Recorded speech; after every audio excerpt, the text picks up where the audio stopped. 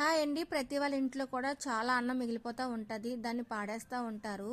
మా ఇంట్లో కూడా చాలా అన్నం మిగిలిపోతుందండి. కాకపోతే నేను అస్సలు అన్నాన్ని వేస్ట్ అయితే చేయను. అన్నాన్ని ఏదో రకంగా నేను పిల్లలకి స్నాక్స్ రూపంలో పెట్టేస్తాను.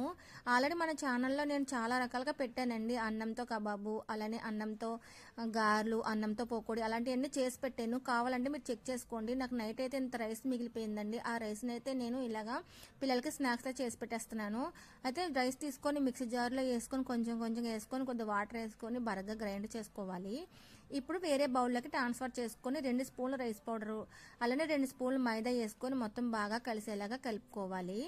ఈ విధంగా కలిసిన తర్వాతను ఇప్పుడు ఇందులోనే సన్నంగా పొడవుగా కట్ చేసుకున్న ఉల్లిపాయ ముక్కలు కొన్ని వేసుకోవాలి.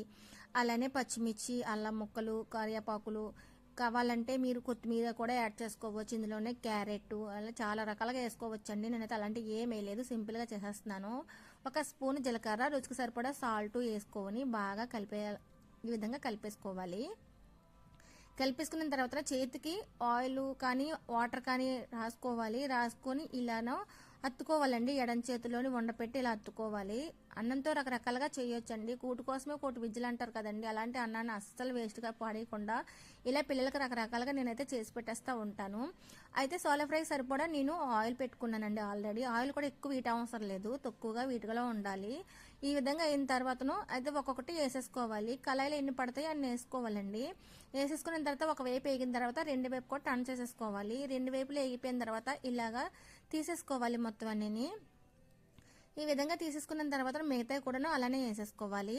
అవి కూడా అయిపోయిన తర్వాత ఇలా పేపర్ వేసుకున్న ప్లేట్లోని తీసుకొని వేసుకోవాలండి.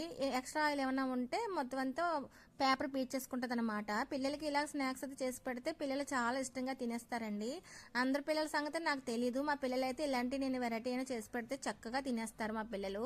అందుకనే రైస్ అయితే అస్సలు వేస్ట్ చేయనండి. పిల్లలు నైట్ ఎక్కువ రైస్ తినరు, కానీ మామూలుగా ఉండిపోతుందండి ఉదయం. ఆ రైస్ని అయితే నేను రకరకాలుగా ప్రయోగాలు చేస్తూ పిల్లలకి పెట్టేస్తూ ఉంటాను. పిల్లలతో పాటు నేను కూడా తినేస్తాను. ఓకే ఫ్రెండ్స్, వీడియో కానీ నచ్చినట్లయితే లైక్ చేయండి, షేర్ చేయండి, సబ్స్క్రైబ్ చేసుకోండి.